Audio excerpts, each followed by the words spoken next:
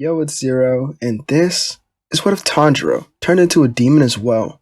I was going to keep him good and have him work with the Slayer corpse in this what if, but I'd rather make it more realistic to the story. If you guys like this story and want to see more like it within the future, make sure to subscribe to the channel and like the video.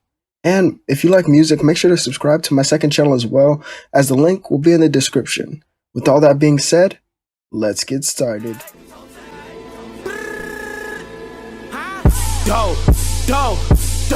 Let's get it. I'm a trapping fanatic, that shit automatic, so I cannot turn it on or off. Bitches all on my dick, then she hop on my dick. I'm like, why you keep hopping on and off? Yo, bitch all on my dick, she be doing the most. I tell her, little bitch, she so extra. And my gun up on me, but not run up on me. Niggas, they wanna fight, they some wrestlers. And you know 30K got the mop. Sacked up, yeah, I got them knots. Act up, get your body in a box. Told the demon, you know how I rock. Okay, to start off the story, I'm gonna change a lot.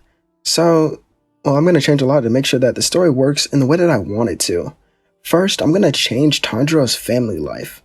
His parents in this timeline, well, they had died early on, and the ones he had now were cruel and abusive to his younger siblings. Because of their deaths, they were forced to stay with another relative who constantly forced child labor on them. And since he was the oldest, Tanjiro decided to take up most of the work so his siblings didn't have to. It was hard on him, but he'd do anything for them because they were all he had in the end. This was a terrible lifestyle that went on until he was around 13 years old. After a long day at work, he had returned home with the envelope of the pay that he had gotten for that day. Before even opening the door, Tanjiro could smell the blood, which meant something was wrong. He opens the door as fast as he can and sees most of his siblings lying dead on the floor. He falls to his knees and starts crying. Why would this happen? Why would this happen? He looks up to see his foster parents laughing at him. You did this, didn't you? Tanjiro sees an old katana that they had been keeping on the wall since it was a gift from a family friend. And since it's been there since he was little, he runs right to it. He grabs it and then rushes at them. They try to move, but because of the work that he was forced to do, his physical abilities were not that of a 13-year-old, more akin to maybe a 15 or 16-year-old, you could say. Tanjiro sliced both their heads off at the same time, but he still wasn't satisfied. Why was the life he lived so unfair? His siblings didn't even get to grow up and grow old and have their own families. Now, he's left alone. This causes a huge change in Tanjiro. This sweet, protected person we all are used to is now gone, as he hates all humans. Tanjiro takes this blade and goes into the nearby town. Someone walks up to him because he has blood all over his body, but Tanjiro slashes their chest with the blade.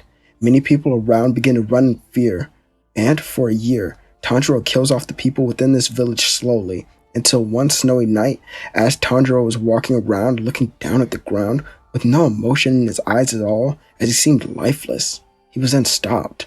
Something was blocking his path from continuing on. It wasn't a person, because if it was, it wouldn't smell like this. As he would look up, and he'd see a demon. It was Akaza, a child swordsman terrorizing a village. And you're still a human. Tanjiro looked at the demon and gripped the old blade tighter. He rushed at Akaza and swung the blade, but the demon blocked it, breaking the blade and punched through him. You remind me a lot of myself, but that version of me is completely gone, so why don't you take a chance to be reborn as well? Tanjiro is then turned into a demon by Akaza. When he wakes up, he's in a dark cave with his broken sword. As he holds it up, he looks at himself, and he had small markings that were coming out of his forehead and many other places on his body, but they were barely noticeable, so he didn't really pay much attention to them. To put it simple, he kind of looked a little bit like the thumbnail, although his marks weren't that apparent yet, with a little bit of a lighter skin. Tanjiro could tell that he wasn't human anymore, and he was hungry. He was so hungry, it had been so long since he ate something. He went to walk out into the sun, but stopped. Something about it felt off to him. He ripped off his hand, and then regrew another one, throwing it out into the light. And as it sat in the light, it then turned into ash and was burned up by the sun. Well, isn't that unfortunate? I can only come out, it seems, at nighttime. His stomach then growled as he would wait for night to fall, and hours later, we see the blue sky become dark black, with stars illuminating it and the moon rising as Tanjiro would dash out of the cave with a new blade. His blade then matched his red markings, and was made from his very own flesh. That was an idea I got from a few of you guys in the comments when I did post a thumbnail of this video. Wow, what's that delicious smell? It's so very close to me. Tanjiro runs out into town where he finds a very old man walking around. The demon teen kills the man without thought and devours his body. After finishing his meal, Tanjiro realizes that eating humans makes him stronger. I'll become as strong as possible. That way, I can bring them back to life. Yes, that's my goal. Become a god so that I can revive them.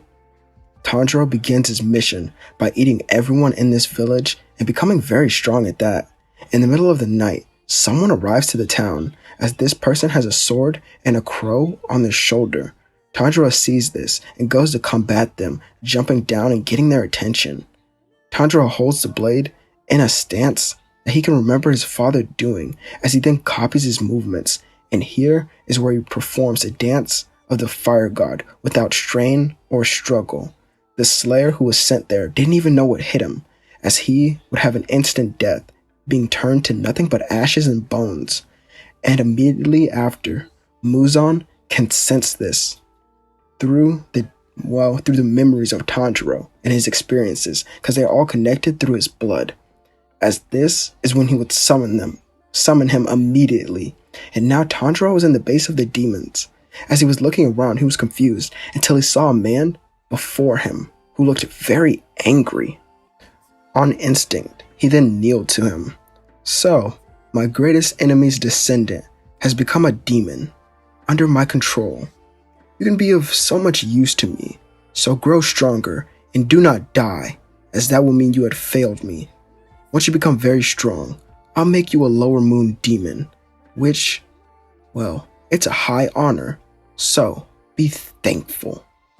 For now, master that sword technique to defeat those around you, known as slayers, and if you even think to disobey me, I'll murder you in an instant. Tanjiro is then sent back to the village he was in and realizes that the sun is beginning to come up, so he hides in a nearby building.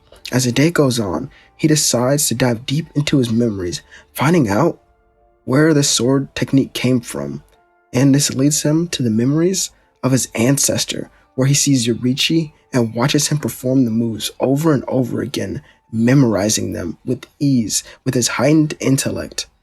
When he gets back to the present time, it was night, and he walked out again, as now a group of slayers had arrived in the town. More of them, huh? They just keep coming this way. But it does seem that I'm drawing a lot of attention to this small village. Tanjiro jumps out of the building, causing the three of them to turn around. Is that a person? One of them then realizes that it's a demon based on his aura. Tanjiro held up the blade to the sky and began focusing. This time, instead of red flames, black ones, well, they followed the movements of his blade. Dark Sun, Hinokami Kagura, the black flames of his blade. As he dashed around, the slayers would appear with speeds that they couldn't see. He cuts off all their limbs and defeats them with ease, leaving them, well, nothing but ash and bones, you could say. Tanjiro gains more strength after consuming what was left of their bodies and heads out to another village, as he makes a cave not too far away from it until the sun would fall again. As Tanjiro's blade, while he was in the cave, would start to completely turn black with reminiscence of red on it. While he waited, in the dark, he perfected his dark sun breathing. Now, none of the forms could affect his body the way they could when he was human. Tanjiro goes to multiple towns for months and gains strength that puts him far above any regular demon, so much so that a meeting is called by Muzan, who summons Tanjiro and the lower moons. The lower moons see Tanjiro and Muzan and start cowering in fear. Tanjiro is now one of the lower moons. You were lower moon 6, aren't you? You're fired. The man there, well, not the man, the demon there is then sent away. All the other demons, well, they're in fear right now of Muzan's presence. But Tanjiro is different. He only sat on one knee out of respect, as Muzan then dismissed everyone but Tanjiro, as this is when he injected more of his blood, making him even stronger here. The more the ruler of demons looked at the boy, the more he thought of Kokoshibo. Maybe he can become just like him, a business partner. When Tanjiro wakes up, he's in a forest. He's never seen this place before, so he decides to go to a nearby mountain, which leads him to a small shack in the middle of the woods. As he gets closer, he senses something, causing him to pull out his blade.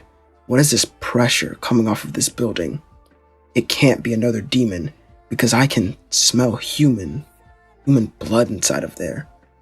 Tanjiro breaks down the door with only a slash of his blade without even using a breathing style. The old man with a mask then stands up, grabbing his own blade and faces Tanjiro. A demon with a sword.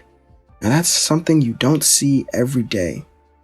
As this is when Tanjiro can tell he has skill without even seeing him move an inch. But he's confident. The man rushes Tanjiro and water comes off of his blade.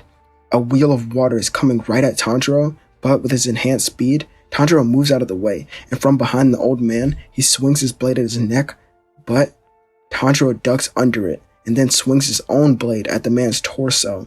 Orokodaki blocks it, but his sword is chipped by the sheer power of this swing, as he jumps back to gain space, and watches as Tanjiro holds up his blade.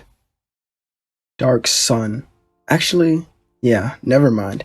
That actually sounds stupid. Now that so I went back and I listened to what I just recorded, and I didn't like it at all when I said Dark Sun.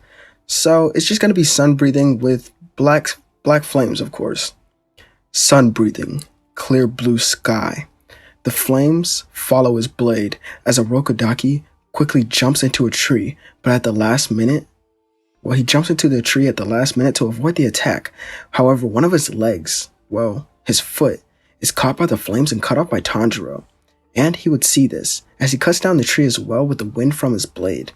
Orokodaki manages to stand himself up as he grips his blade even harder, performing another water technique. And as the water and the blade gets closer to Tanjiro, he takes a deep breath in, everything begins to move slow for him. Hinokami Kagura. Tanjiro blitzed the old man with incredible speeds, cutting off his head and his arms while dodging the swings from the incoming blade. As soon as his body dropped to the ground, it was consumed, and the only thing that was left was his blade. As Tanjiro leaves this area as well, continuing his journey, as he would eventually find a house in the woods weeks later. As he walks in, he smells, it's something familiar, as he notices that there are a lot of demons running around within this house. This seems like a good place for me to set up my own base. But for that to happen, I need to clear this place out first. Tanjiro sees a demon crawling on all fours and is disgusted by the sight of it, instantly killing the demon by cutting off its head. He goes through the building killing many demons, and this is when he finds a room with a slayer in it. This slayer gave him a very weird vibe, although it may just be because of what he was wearing actually. He had a boar mask on his head. As you all know, this is Inosuke, who then turns around and pulls out his dual blades. Another demon is about to die by my hands, by the great Inosuke. Face me. Tanjiro is now seen behind Inosuke, who has cuts all over his chest that were leaking blood. You arrogant human, just like the rest. Who do you think you are? So high and mighty. I'll kill you here. Inosuke coughs up a lot of blood, wondering how he had just moved so fast, as he didn't even see the demon take a step. And what just cut him? Did that demon have a katana? The instincts of Inosuke take over as he parries the next attack by Tanjiro. Oh? Not bad at all. Let's see you block this one then. Raging Sun. Inosuke flips away from the black flames that would have most likely killed him as it would slash around the whole room. His instincts are that of a wild animal, and he's quick on his feet as well. This fight may be more fun than the old man. Tanjiro, here, has a smile on his face as he holds back a lot of his strength in this fight. Here's where he begins to enjoy his battle with another swordsman to the fullest, as this is what starts to fuel him. Inosuke here is also learning a lot of things about demons in this fight. Each time he cuts off his limbs, they grow back very fast, but it doesn't stop Tanjiro from attacking at all, as he doesn't stagger by any means. Each swing towards his head, he manages to dodge it perfectly and counter as fast as he can. The two fight for a long period of time, and it's clear to Tanjiro that his opponent is getting very tired, so he backs away sighing. Inosuke then yells out, "Don't tell me you're running away after all of that, you loser." "No, it's just that your body won't be able to keep up, so I want to give you the opportunity to run away and leave before I kill you here." Inosuke then feels the air suddenly become cold. The presence of Tanjiro could be felt throughout the entire house, and Inosuke was petrified with fear. In this moment, his body moved on its own as he ran out of the house, jumping out of a window, which caused the demon to smile, hoping that they could have an even greater battle one day. Tanjiro continues to go through the house and clear out all the weaker demons until he finds the drum demon, who is a previous lower moon, and he kills him and devours his body without a second thought. I'll go out on a limb here and say because of the Muzan blood inside lower and upper moons, Tanjiro here gets a huge boost in power actually, as he doesn't do too much inside this place besides train and meditate and also wait for the sun to go away. But when night falls, he then terrorizes a nearby town, and all I want to say is this goes on for about 4 months until slayers are sent that way to deal with the problem, as they do have a shortage of people who are in the corpse right now. That's why it takes a while for them to send out people. Where was I? It's a group of about 5, and they walk around at night, as Tanjiro sees this while sitting on top of a rooftop, and then he swings his blade down at the ground in front of them, causing it to be cut, as they would all look up to see the demonic swordsman. Tanjiro jumps down and assesses their strength by their scent. Well, it seems each time I meet a swordsman, they are stronger than the last, but you 5 won't be able to defeat me, and you won't even be able to damage me. One of them rushes in blindly, but his attacks are blocked by the hand of Tanjiro. He didn't even pull out his blade. This strength was almost that of a current Hashira, but these swordsmen didn't know that Tanjiro was holding back a lot. Tanjiro then pushes him away, and he rips a piece off of his shirt, tying it around his eyes. They surround him, and he forces himself to fight without his eyes, only relying on his instinct and his strong nose to sense when the attacks were incoming. Each blade that got close to him was blocked a little late, or he dodged. They couldn't even put a scratch on him, no matter how hard they tried. One of them actually managed to sneak in front of him by masking his smell with the smell of someone else, and this is when it happens for Tanjiro. His Slayer mark begins to look more like the one in the thumbnail as it expands around his body, and his teeth become sharper as his eyes, veins begin to surround them as he can see through the world and through the blindfold that was on his face. The swordsman in front of him will be sliced in half, and then he takes off the blindfold. I feel even stronger than before. Sun breathing, burning bones, summer sun.